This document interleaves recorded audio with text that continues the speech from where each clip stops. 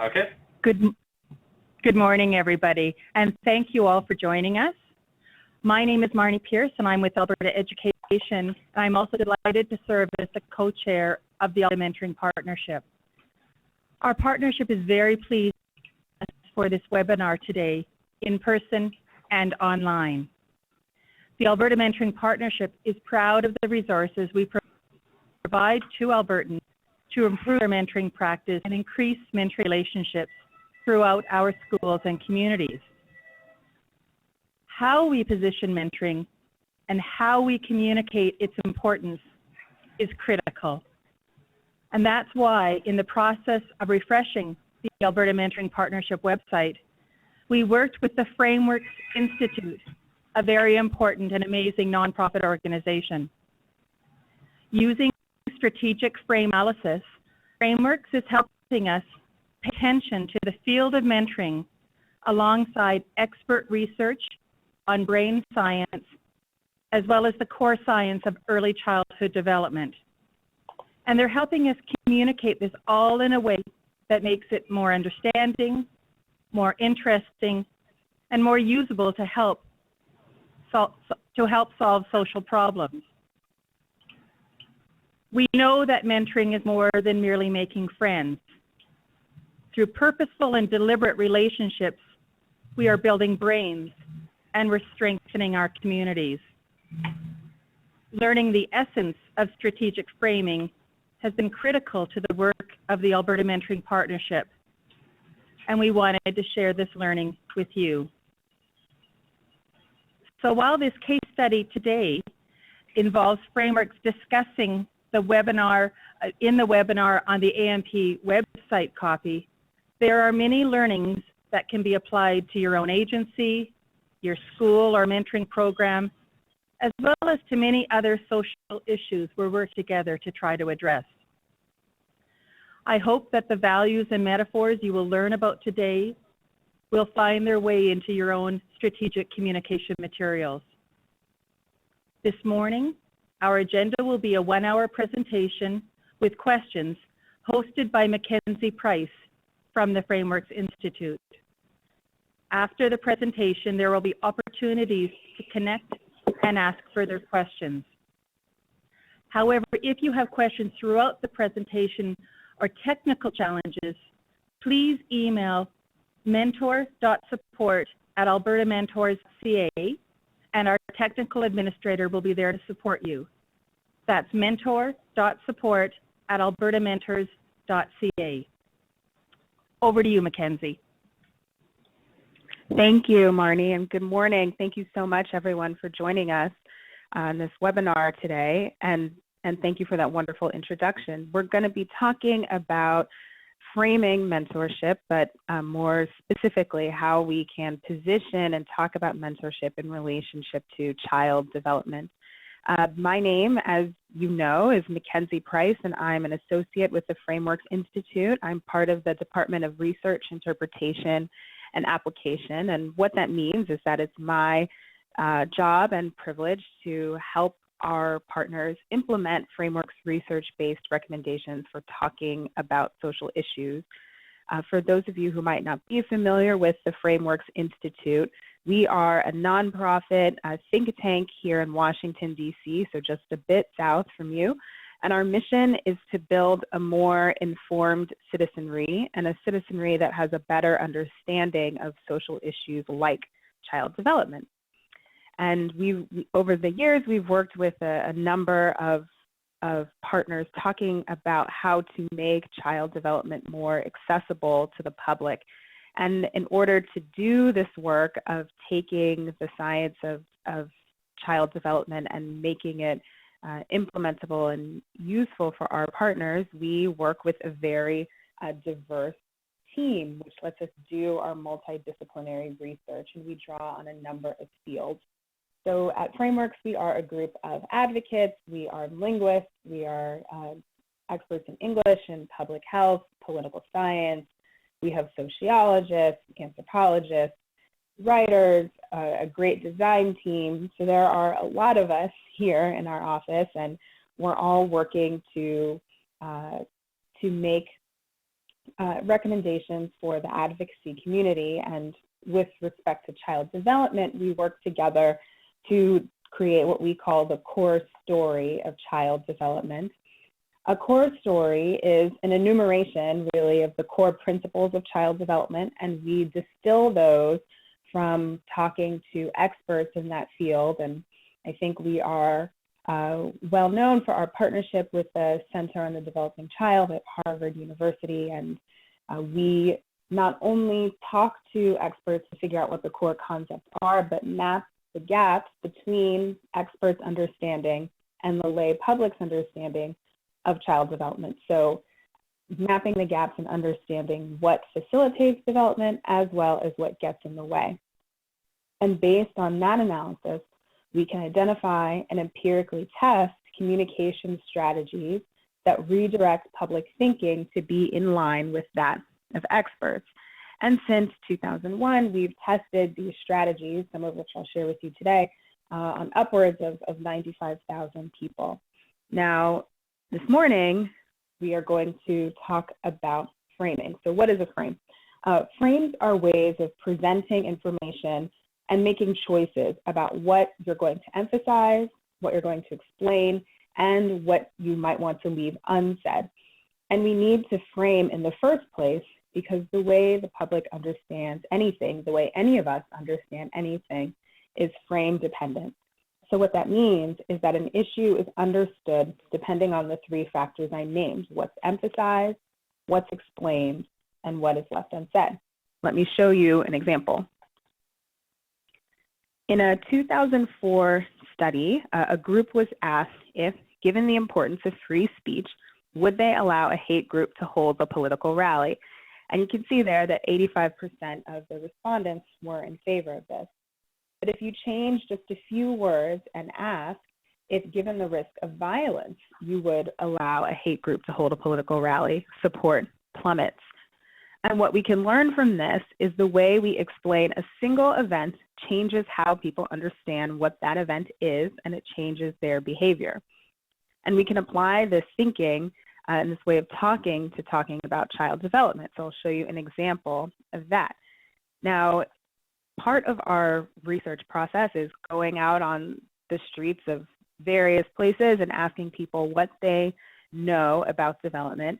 And if you ask just someone on the street what they know about stress in children's lives, you might get an answer like this one.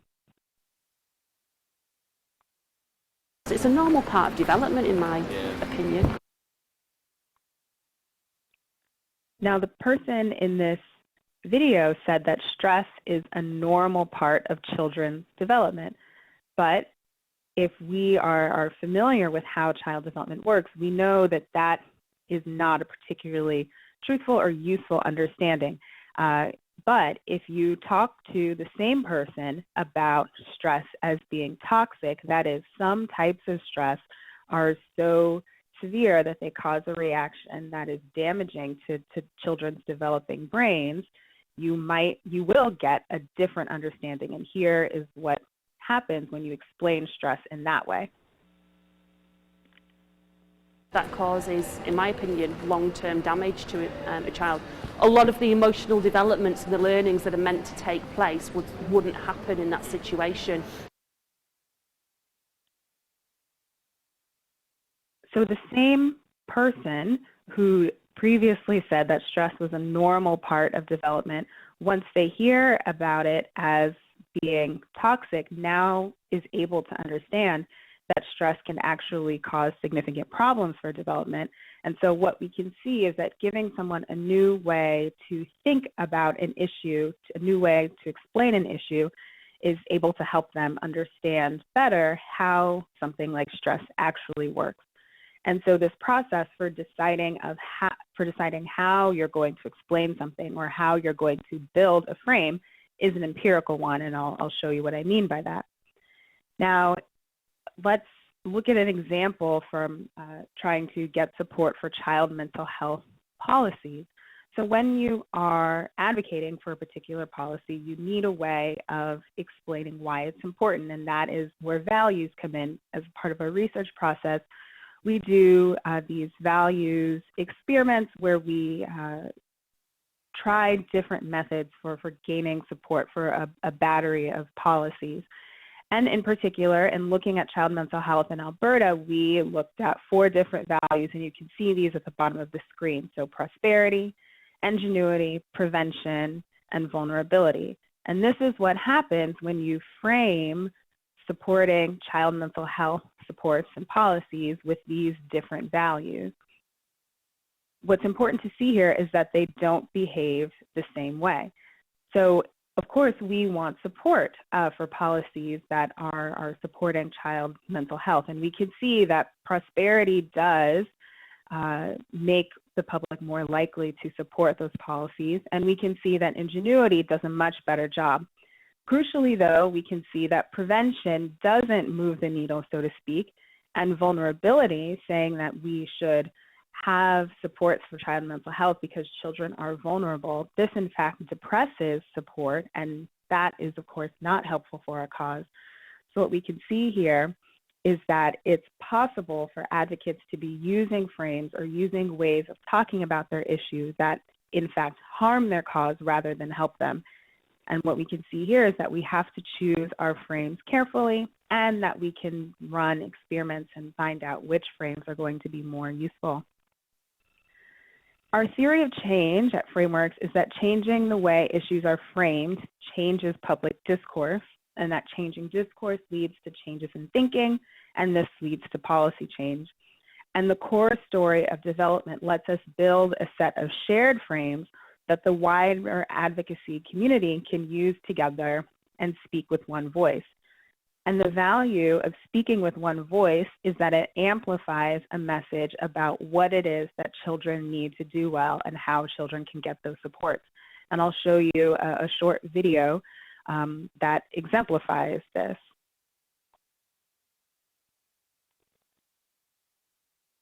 Toxic stress has become a run-of-the-mill concept. Brain architecture, serve and return. These are things that now when we sit down around a table and discuss interdepartmental initiatives to help improve outcomes for youth in the long term are standard fare. And we don't have to explain it. When somebody says brain architecture, people say, oh, I know what that means, and they can just contribute to the discussion. So I think we have a common language that has made it much, much easier to move the agenda forward to help impact longer-term outcomes for the better for our youth. We were already working on projects that needed the brain development aspect fleshed out quite a lot. Sure. But what I didn't have, and what the symposium provided, was a package that brought all of those pieces together in a very, very useful way. And then to top it all off, Frameworks helped me to talk about it, how to articulate my message to funders, we to are students, aware of the challenge with the video and the audio, and we're to working audiences to fix it. Thank you that for are your very, patience. very diverse.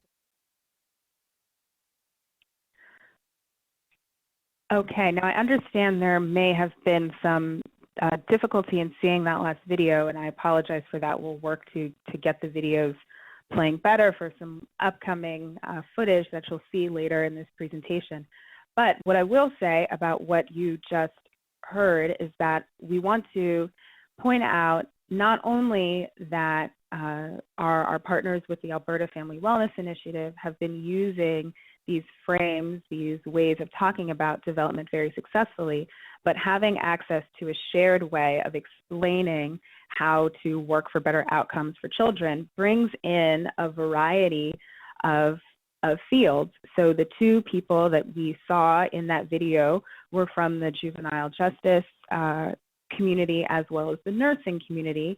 And the broader public might not see how both of those fields are contributing to child development, but we know that they are. And by speaking with a shared voice, we are able to amplify our message about how children develop, what it is that children need to do well, and creating uniformity across all of the fields that are working to support children is an important part of doing this work. Now, if we are going to set out on this task of framing an issue, the first thing we need to do is know what our advocacy communications are up against. And we say up against when we talk about framing because our communications, the things that we put out there, don't fall into a vacuum, but rather they come up against the ways that the public already sees the world and already understands how things work. People are not blank slates, but in fact they have preconceived ideas and expectations about what makes sense and how the world works, and they have these ways of thinking about development. So instead of our advocacy communications falling into an empty mind that's devoid of other ways of seeing child development, or just falling into a fishbowl and not interacting with other ideas, instead our communications fall into what we call a swamp at Frameworks. Now, we call this environment a swamp for a particular reason. If you think about what kinds of things are in swamps or wetlands, you realize that this is a very rich ecosystem. There's water, there's plants, there are all kinds of flowers, beautiful orchids, but there are also some ways of thinking or some things living in a swamp environment that can be harmful, like alligators, for example. And communicating is all about navigating through this space and steering ourselves towards ways of thinking that can be useful for talking about development and steering away from ways of thinking that can be harmful for child development. Now, part of our research process is engaging with the public and mapping out what these different ways of thinking about development are. And we call these cultural models. We say that these are the preconceived ideas that are living in this swamp. Some of them are productive and some of them are unproductive. And in the interest of time, I'd just like to point out a few of these cultural models that are particularly salient for talking about mentoring programs and how mentoring programs are a part of the brain building process. The first is what you see at the top of the swamp, and I can highlight that for you. It's the cultural model fatalism. This is a way of thinking that there isn't a lot that can be done to move the needle, so to speak, on children's issues because genes are set in stone or social problems like poverty are always going to be with us. And this is a cultural model that's problematic because it prevents people from seeing the value of developmental support. Another particularly not useful swamp item is a black box way of thinking. And what this reflects is that the public generally doesn't have a good way of explaining how it is that children develop. Relatedly, they see development as something that just happens, so children just grow up naturally. But of course, we know that development is an active process, and something like mentoring is being a part of that active process. There's also the family bubble cultural model, and this is a way of thinking that limits responsibility for children's outcomes to only parents. And this in turn cuts out other supportive adults who can provide developmental supports for children. And lastly, I'd like to point to damage done is damage done. Sorry, I'm not doing a good job highlighting here, but this is a cultural model that says that, well, once a child has encountered some kind of mental health challenge, there isn't a lot that can be done to help them develop a positive state of mental health. And of course, we know that this is not true. So in looking at the swamp, this really lays out some of our work in terms of what it is that we need to redirect in order to get the public thinking more productively about mentoring and about child development. Now we can drop into the swamp, so to speak, to continue this metaphor, and see what how these cultural models are actually used and what they look like in people's discourse. And this is, an example of a conversation you could easily hear or something you could easily read. And we think about cultural models that are unproductive as eating this message, that is, distracting someone from being able to really see how development works. Now, in this example, someone is talking about a mentoring program, but this doesn't focus on what the mentoring program might be doing to support a child. Rather, this is focused on parents and what's wrong with parents, and it's framing parents and their choices and alcohol use as the focus here, when it would be more productive to explain how it is that a mentoring program is actually supporting a child's development instead of simply focusing on what parents are doing or what parents are not doing. Now, as advocates, when we're putting our communications together, when we're framing, we're making choices about what it is that we're going to include, what we're going to leave out. So we might leave out a discussion of parents, like we saw in the last slide, and we're going to find ways to navigate through this swamp of cultural models and get us in the direction that we want to go. Now, at Frameworks, we develop a suite of communication strategies that are going to help with this task of navigating around unproductive ways of thinking. And there's a long list of frame elements that we develop, but today we're going to focus on values and explanatory metaphors. Values are a frame element that remind people what's at stake and why an issue like mentoring matters. And explanatory metaphors are comparisons that we use to explain complex processes, like what happens when the brain is growing and developing. But we'll start with values for now.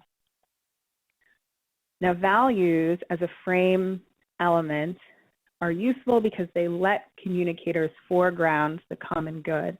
Now, the two statements that you see on your screen are subtly different ways of talking about children's health and well-being.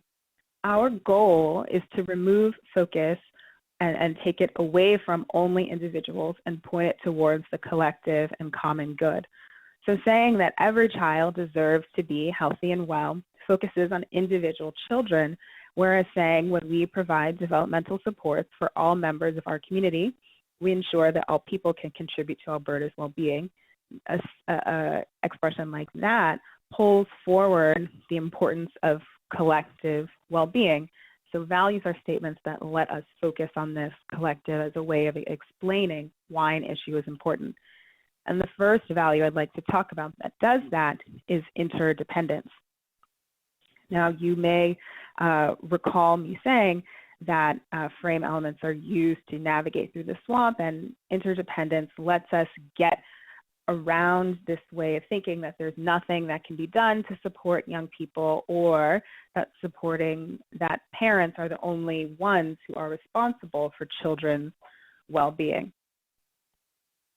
Now, the value of interdependence actually says that we are all connected, we rely on each other, and crucially, a successful community is a community to which everyone can contribute. And what this does is frames the importance of development as something that is not only good for individuals, but something that helps the entire community. And this is a value that performs very well in our experimental research in the Alberta context. This helps people understand and support policies that in turn support children. Now let's check in and see what an example of interdependence in a value statement could actually look like. Now I've got three options here on the screen. On the next screen that I'll click over to in a moment, it will let you select one of these. This is a little quiz, but I'll read them out loud and I'll remind you we're looking for the best application of this value of interdependence or being connected. So first, Alberta's youngest citizens are our future. If we support kids and teach them well, they'll lead us all the way to the bank. We depend on mentoring programs to make sure they turn out well. Or we have choice B. Albertans have a shared responsibility to protect children from environments and influences that can cause harm. Mentors help keep our young people safe and on track. And we have C. Alberta is made better by the contributions of all citizens. Mentoring helps children and youth realize their potential, achieve their educational goals, and contribute to our community. Now I'll click over and you'll be able to select an answer choice. So I'll give you a few moments to respond. Okay, the responses are flying in, and I am happy to see that we all recognize that C is the best example of the interdependence value, and it's because it's focusing on the importance of contributions of everyone and framing a mentoring program as something that helps children be contributors to our community and to our broader society. And the other values, the other value statements on this page simply don't do that. The second type of frame element I'd like to talk about today are explanatory metaphors, and I've got two of these to discuss today. And again, metaphors are analogies to commonly understood concepts that we leverage and use these to talk about more complex concepts like how a brain develops. And these are useful because they help the public think more productively, not only about how an issue works, but what the solutions might be and what remedies to ameliorate some problems might be available. Now, just like our values, we test these metaphors in a variety of methods that you can see here on the screen. So anytime you hear us talking about a metaphor, you know that it's gone through this process not only to make sure that it works, that it helps people understand concepts better, but that people can use this with facility talking to others, and we make sure that people can write with it, and we practice using this metaphor to make sure it doesn't go off in any unforeseen directions. But when a metaphor shows up in a webinar like this, it has been rigorously tested and run the gamut. Now, our first metaphor, if we're talking about development, is brain architecture, and this is a metaphor that compares the process by which brains grow, by the process that forms neural connections, to a construction project, building a house or any other kind of structure. And this metaphor says that the basic structure of the human brain forms very early, and that structures are added on top of this foundation in a process that starts before birth and it continues through adolescence. Now, when you compare the process of a brain growing to a construction project and say that brains are built, and they're built from the bottom up and they're built in stages, you are able to redirect thinking away from the things that you see on the screen. Now, you may remember from our discussion of the swamp, people don't have a good way of explaining child development. They just say, oh, children they just develop, it's completely natural, when in fact we know that it isn't. And this way of explaining what it is that children need moves us away from this not being able to explain how children develop, or thinking of children as just containers that we pour things into, and that is not an explanation of child development that shows that it's an active process by any means. When we talk about brain architecture, we are also able to talk about different types of supports and different adults who are involved in this process, and that's very useful when we're talking about mentoring. People who are involved in mentoring programs are not just making friends, as Marnie said earlier, they are building children's brains and doing this for the betterment of our entire community. Now, on this slide, you can see some ways of extending this metaphor and some of the important entailments or follow-up ideas that are useful in the brain architecture metaphor. We know developmental science tells us that the process of building a brain starts early, and you can talk about a construction project as starting early or earlier than people may think. Brain architecture also shows us that building a brain is a process. It's not something that happens in a single event, and that there are flurries of activity or times of intense activity in this process. One of them is before birth and early on, and there are other periods of plasticity in adolescence. Now, again, if we're talking about mentoring, you're able to use this way of talking and say that this construction process gets more intense when children are in their adolescent years, and they need support from mentors or other people who can assist with this construction project. And that's one of the great things that the brain architecture metaphor does, is it lets us talk about different people who are involved in a construction project. You can compare a mentoring program to people who provide plumbing, electrical support, people who put in the windows. There are so many different pieces to a construction project, and there are so many different pieces to healthy development, and children need different people who offer different types of supports to work on this construction process. Now I'd like to show you a short video clip that shows or lets you hear rather, how people can use brain architecture to talk about development. I think so, because if you're looking at how your brain develops over time, it's always building neurons, and you're always getting feedback from it, and it's building up areas that you're giving I don't know how to say feedback to. I don't know how to say that, but if it's being responsive, it's building them up. When it is not starting to respond back, it starts to close those areas off in your brain. Well, I think it's important that maybe we all understand how important it is that we have nurturing environments, positive experiences, supportive parents, supportive other, facets outside of our family, obviously the school system and our extra extended family. I think that you can definitely show how those influence someone in a positive way, versus if those are removed and they're, someone's in an environment that's not like that, there's going to be a different outcome. Okay, so it looks like there might have been some difficulty seeing that video as well, and I apologize for that. But what we wanted to show you is that once someone has brain architecture as a way of explaining development, they're able to talk about development or how brains grow as a process that has multiple stages, and as a process that requires input from other sources. And all of those ways of talking about children's growth and development are useful for talking about mentoring programs. And the second part of this clip has this participant enumerating all of these different sources of input, all of the different supportive adults who work on this construction project.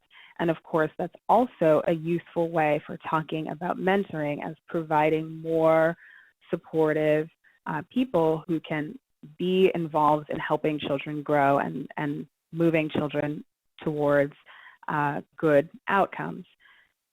Now, I'd like to show you an example of how we can use the brain architecture metaphor to reframe or to change discourse. Now, what you see on the screen is a short excerpt talking about development, but it's not talking about development in the way that we'd like to see. Now, this text isn't telling us how it is that children actually develop and what it is that they need. So we can take something like this, add brain development and brain architecture language to it, and have a reframed discussion or reframed explanation of what it is that children need to do well, and how things like education, early care, and mentoring can get us improvements in children's outcomes. And this is some text that we've taken and reframed, so added some brain architecture language. And I'll click over, because this slide has the brain architecture additions laid out for you. So we start off using brain architecture language in the beginning, similar to the way a house is built in stages. Starting with a strong foundation, the human brain develops in phases. So right away, we're showing that brain building is a process, and that it's got multiple stages, and it starts with a strong foundation. And we move on to say that there are periods in this construction project that are more intense than others, but that these periods are laying the foundation for future growth. And this helps us explain why programs like mentoring are important, because they help provide this foundation in a child's brain that make all future growth and future health possible. Now, the way that this document or the way that this clip signs off is also important because it points to another entailment of the brain architecture metaphor. That is saying that similar to a construction project where it's easier to make changes and build a strong foundation early on, you can still help and still make improvements at later stages in the construction process. And we've explained that here. So because it's easier and more effective to build a strong foundation rather than correct problems later on, these resources are vital to community well-being and have implications for the groups listed here. So when we're talking about brain architecture, one of the important things to point out is that we want to provide supports as early as possible, and it's not the case that learning doesn't start until later. We know that we can help children develop starting from their youngest years, but not only then, as they get older and into their adolescence. The second metaphor that I'd like to discuss is serve and return, and this is a metaphor that helps us explain how this construction project progresses, so how the connections in the brain are actually formed. The story with this metaphor is that our brains are built through interaction, and that interaction functions something like any kind of game where there's back and forth, so volleyball, ping pong, and tennis. But when children serve or reach out for some type of interaction, connections are built in the brain and strengthened when adults return that bid for interaction, when they return that serve. And so having relationships with adults who can provide this kind of interaction not only builds children's brains, but it makes the connections in their brains stronger. And this is exactly what mentoring is all about. You're providing interaction, you're providing time with an adult who can help strengthen the connections in the brain or make new connections. And that's what makes this metaphor very useful for talking about development. Now, this metaphor, it does some of the same work that the brain architecture metaphor did in terms of getting us away from models of talking about development that make it seem like a passive process or helping people have a way to explain how it is that brains grow or what it is that children need. But it also gets us away from this idea that learning doesn't start until children are older. Now, we've seen this cultural model pop up not only in our work on child development, but in our work on education more broadly, that there's this pervasive idea that learning only begins when children show up in school around age 6 or so. But we know that this is not, in fact, the case, and that children start learning from birth, and they need relationships and interactions with adults to facilitate this learning process and help their brains grow and combine skills and weave them together and make them stronger. So serve and return, talking about the value of back and forth interactions with adults, helps the public see what it is that children need to have their brains grow and what it is that children need to learn and do well. Now, we know that our videos are having some trouble, so I will skip this one and move on to an example where you can see how we can reframe something using serve and return language. Now, this text that you see in front of you is talking about a mentoring program, but it's not focused on the interactions between adults and children per se. It's really just focused on promoting mentoring because it helps children and it helps families. Now, we would want to reframe something like this to point more clearly to what it is that mentoring programs do to support children. How does this support actually work? So we can add serve and return language that shows us how this works. Now, again, I've highlighted the text that shows the serve and return language, and we have it down in the middle here. So we say that developmental science tells us that interactions with supportive adults form neural connections. Spending time engaging with adults not only makes new connections, but it makes existing ones stronger. Talking, reading, and other activities in the Early Achievers program are all a part of how mentors help children develop critical skills by building healthy brains. So with this type of language, we've drawn together what it is that mentoring programs do. We've drawn together how brains grow and language from our brain architecture metaphor. And we're able to show why this Early Achievers program is so valuable. So it's not just that it provides quote unquote enriching experiences, but it actually helps children get the skills that they need for health, for better outcomes, and as we know, to contribute to our communities as they get older. Now I'd like to give you some practice very briefly, reframing and using these metaphors. Now, you might remember this text in bold from our early swamp activity. So we dropped into the swamp to see how cultural models might be distracting audiences from seeing the benefits of mentoring programs and how they support development.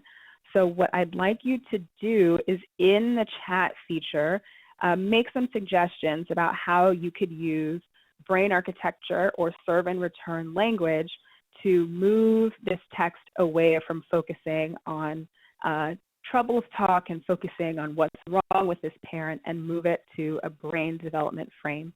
Now, if you type your ideas into the chat box, I will be able to see them and I will report some of the suggestions that I'm seeing back to the group. But I'll give you a few moments just what would you add to this excerpt here to make it less about what's wrong with this child's relationship with a parent and how this mentoring program is supporting their brain development.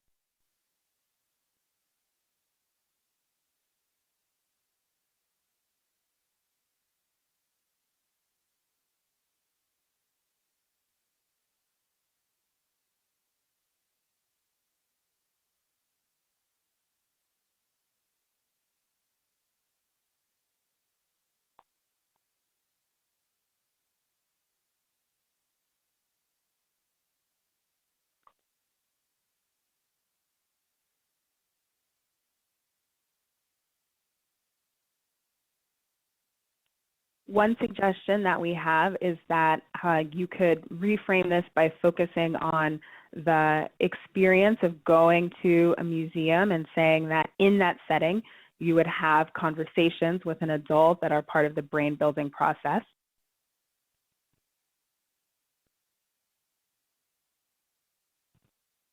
Another suggestion is talking about the value of having opportunities to engage with an adult, and that is another great way of incorporating this serve and return interaction. So a verb like engage is really useful because it shows that you have people participating in a very active process instead of just a passive one.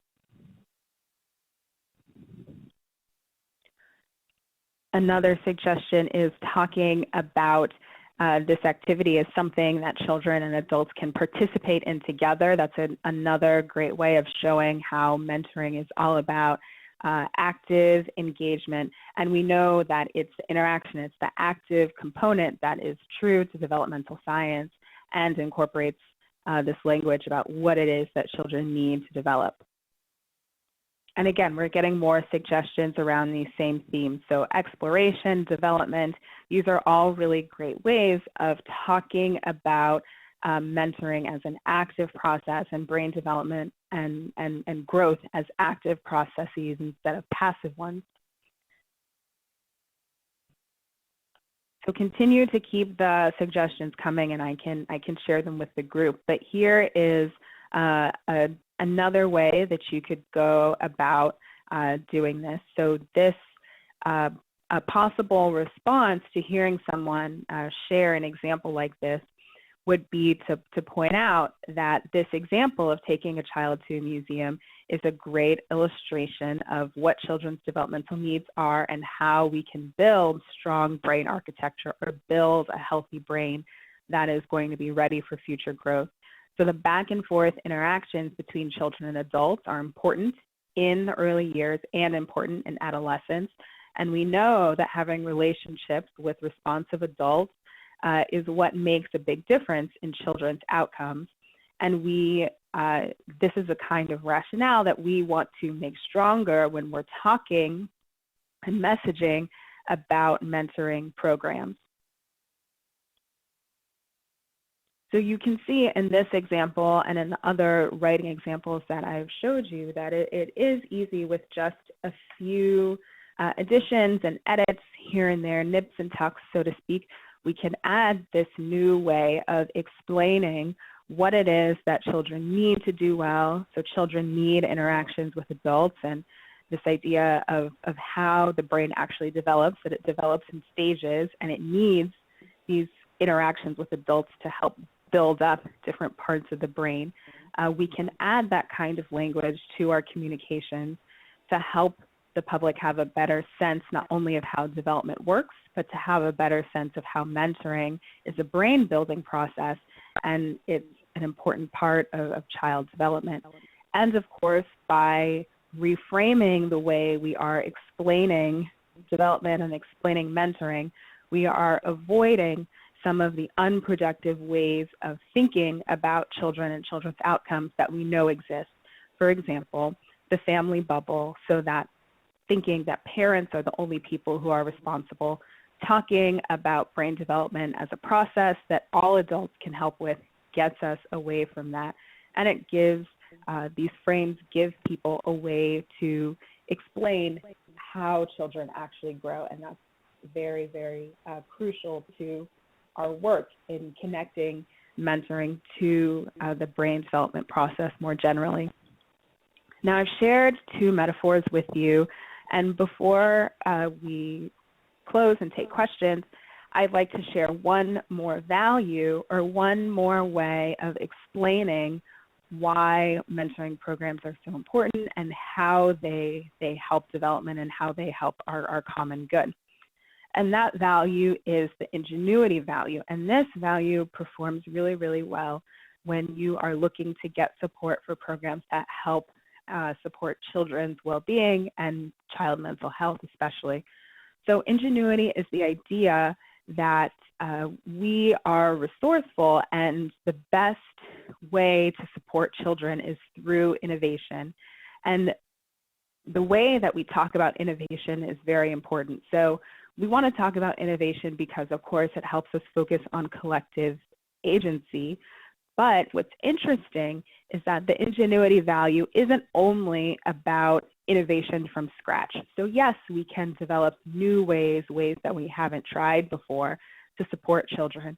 But innovation and ingenuity also include looking at strategies that have been shown to work, strategies that we know support children, and finding new ways to implement those.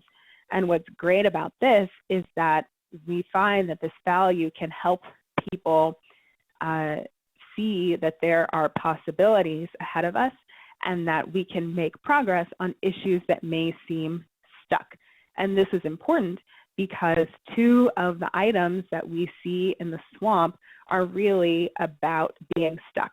So the idea that damage done is damage done, this way of thinking about children completely cuts us off from thinking about what we can do to support children's well-being, as does the cultural model fatalism, which just believes that problems have always been here and it's all about genetics. Well, we know that there are things that we can do to support children, and talking about innovation and how we can implement things not only that are new, but things that we've tried before and see that they work, that way of talking and thinking gets us away from these unproductive cultural models. Now we'll do one more poll, one more check-in to see an example of ingenuity in action. So we've got three choices here, and which one of these is the best application of this value ingenuity? Is it A, many programs for Alberta's youth are well-intentioned but step in too late? If the time between birth and age 3 are the critical years for development, working with troubled teens is just not effective. Or is it B, Alberta supports children by continuing to put programs in place that have been shown to work. Our community is committed to finding new and innovative ways to support our youngest citizens. Or is it C? Despite our best efforts, social problems that derail children's healthy development persist. If we want to move the needle on children's issues, we need to rethink our approach to program development. So let's see what the answer is. Go ahead and type your response, or select a response in our poll. The responses are flying in.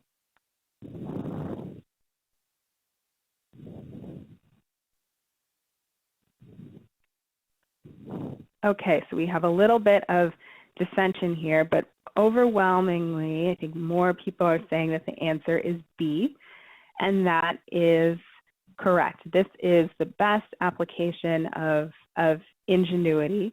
So this is not only saying that we are putting programs in place that we know work, but we are looking for innovative ways to support our citizens.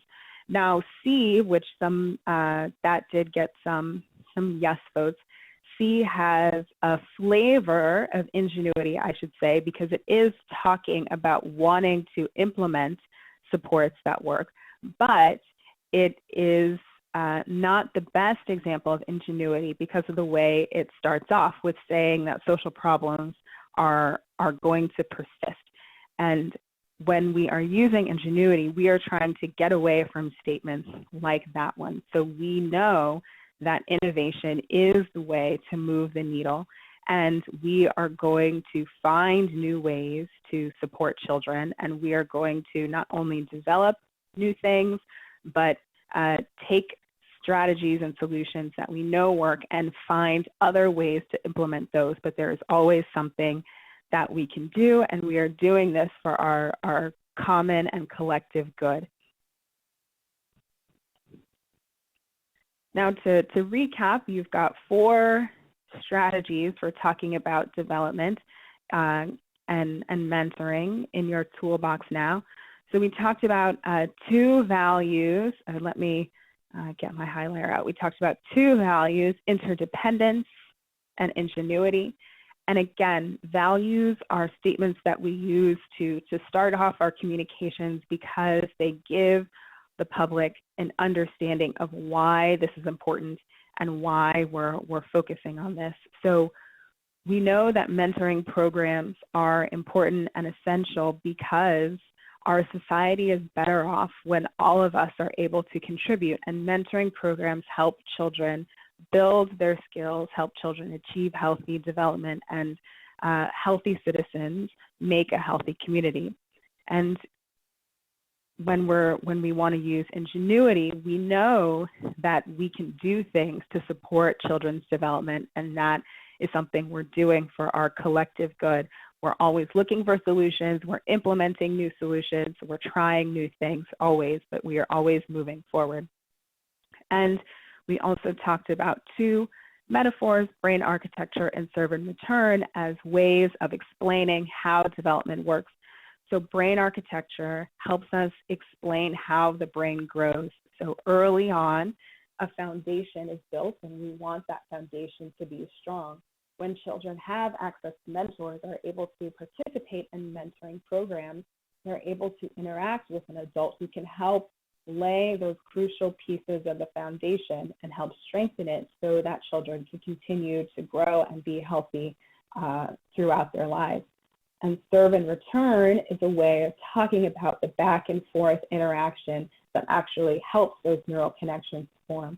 So when children interact, when they engage, when they participate in activities with adults, and those activities can be so many different things: reading, conversation, singing, playing, all of those back and forth interactions are what build up children's brains and help make them stronger so that they can continue to develop new skills and have the skills that they need to contribute to our communities. And in this way of talking about development, adults and mentors, when they participate in serve and return interactions, they again are building children's brains. So by using these 4 frame elements, these 2 metaphors and 2 values, we are able to talk about mentoring programs as brain development supports. And participating in mentoring programs as an adult is participating in the process of brain development and helping us build a healthier community. So thank you so much for your attention and participation today. We have some time set aside for questions. So please, you can type them into the chat box and I will answer them for you.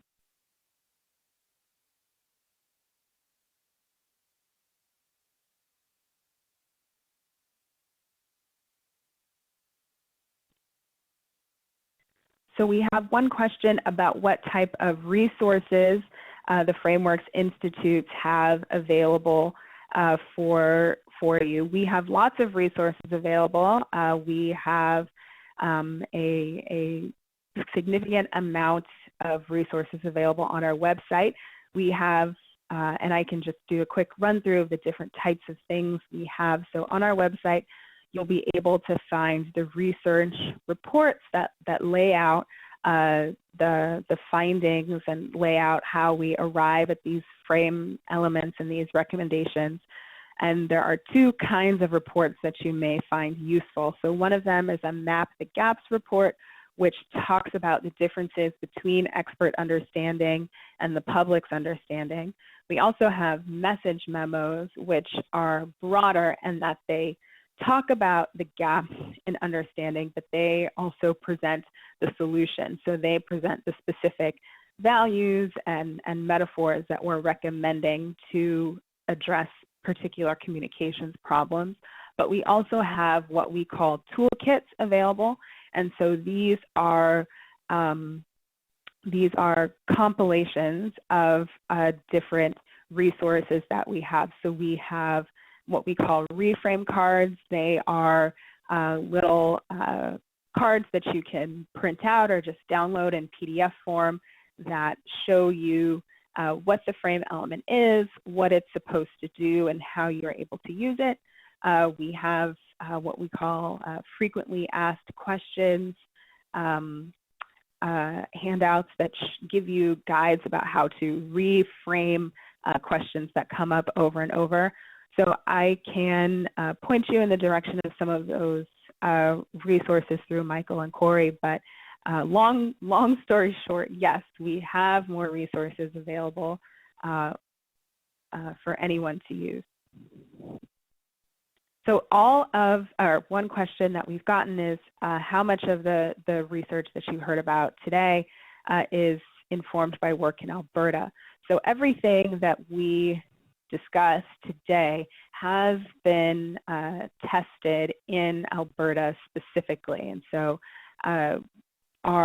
generally our work on child development is, well, as we said, it started out with what were the core concepts that we distilled from our work with the Center for the Developing Child and other researchers affiliated with that group. So that is where we started. But our research process is to go out and test the difference or look for the difference between expert understanding and public understanding, not only broadly within the United States and Canada, but in specific communities as well.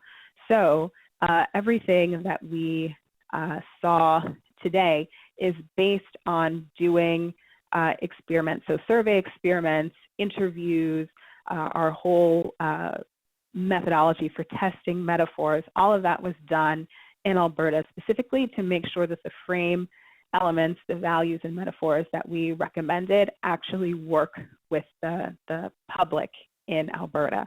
So for example, the value interdependence works really well in Alberta. It is not as successful in the United States, for example. So yes, you heard Alberta specific research today.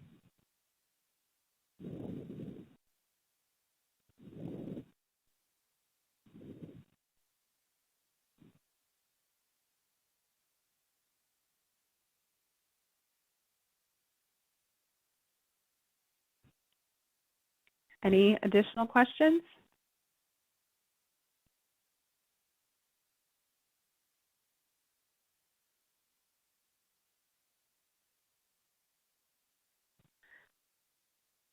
So yes, we have a comment about the value of reframing and framing as a way to bring about greater involvement for the public. And that comment is right on. So what our strategies are intended to do is to help people see not only the collective benefits of supporting children, but also the fact that this is not, supporting children is not something that's constrained only to teachers or constrained only to counselors or constrained only to schools. This is something that everyone can support and everyone can be involved in.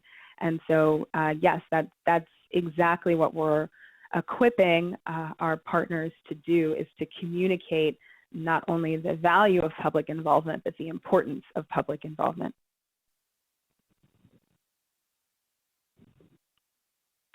We have a question about whether values can be applied to other social problems, or were these values specifically connected to the issue of child development? So the answer to that is yes, yes, and. The values interdependence and ingenuity were specifically tested as ways of talking about child development and child development in Alberta. So what you saw today is specific not only to this issue, but to this context. However, more generally, anytime we are trying to reframe a social issue, yes, we are looking for values that help us talk about why an issue matters. So if we were looking at another issue in Alberta, we might test ingenuity and interdependence and see if those build support for something like, I mean, really any issue there. We would try out those values and see what happens. But today we talked about how those values impact child development specifically. But you can talk about any issue using a value, because we find, and part of our theory of change is that you want to give your public, give your audience an understanding of why this matters. And no matter what you're talking about, you have to give people information about why this is important.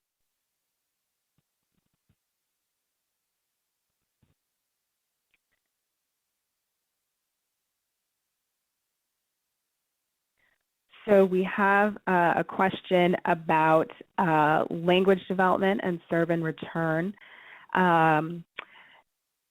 So serve and return is a way to talk about the importance of interaction with adults and what that back and forth interaction does.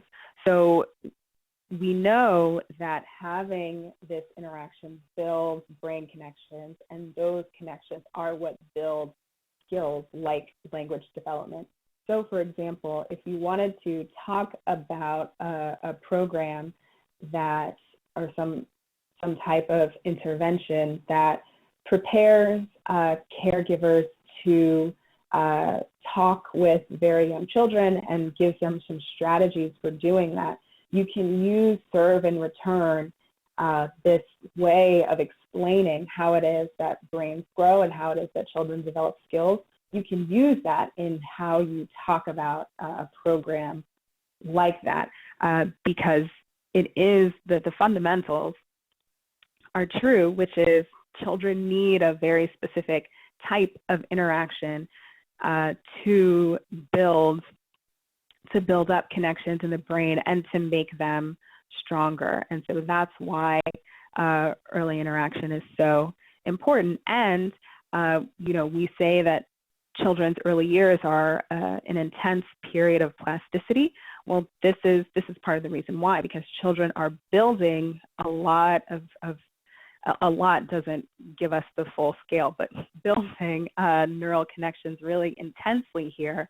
They're building them and they're making them stronger because they're developing so many crucial skills that they are going to need to be able to expand and strengthen as they grow. Language is one of them, but one of a very long list.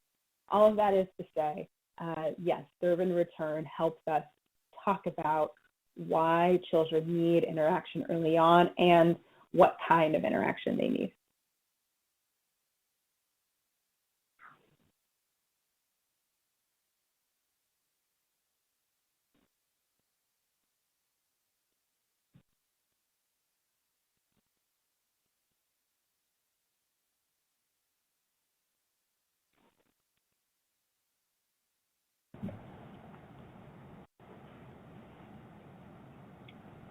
Okay, any last call for questions? We've got a few minutes on our schedule still.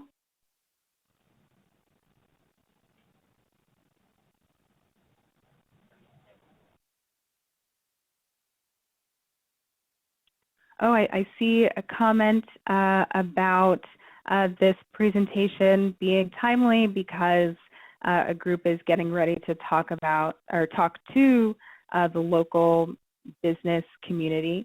That's very exciting. So we you know, these reframes and these strategies are designed to help you talk to the public about what it is that children need and how many different communities can get involved. So it's very exciting, and we encourage people to think about and find ways to communicate how not only having healthy young people is good for the health of our community, but how many people can get involved, even if they don't automatically see how they can or why they would. Having these values and having these ways of explaining how children learn and grow, those are going to be useful when you're trying to bring new communities and new supporters to get them familiar with your work and the value of mentoring.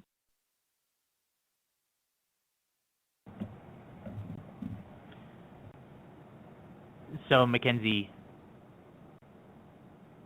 Yes. This is Michael at the MP. Can you hear me? I can. Perfect. We just want to say thank you very much for sharing this with us and for all of the work that's gone into thinking about mentoring and how it can be a strategy to address some of those deficits that you spoke of, and how we can really push those values of interdependence and ingenuity. And I think there was a lot of many interesting points here that we can take away and reflect on. And we just wanted to say thank you. And we look forward to having the recording of this that we can share with others around the mentoring community in Alberta. Yes, we will. Yes, the recording is being made. Thank you so much for having us and letting us be a part of your work. We want to do all that we can to support children and support communities, and we are happy to talk about this all the time and anytime. And if anyone else is listening from the Alberta community or from beyond, we invite you to subscribe to the Alberta Mentoring Partnership podcast. We have many different interviews on these sort of subjects that I think you'd enjoy. And also, as a plug for Frameworks, I invite you to subscribe to their issues newsletter. They have all sorts of interesting social research happening around the world. I just read an article about how they're reframing prisons in England and how to work towards rehabilitating young offenders. So if you're interested in any broad social issues and how this kind of thinking can help inform our decision making, I think you'll really enjoy their newsletter. Thank you. That was a beautiful, beautiful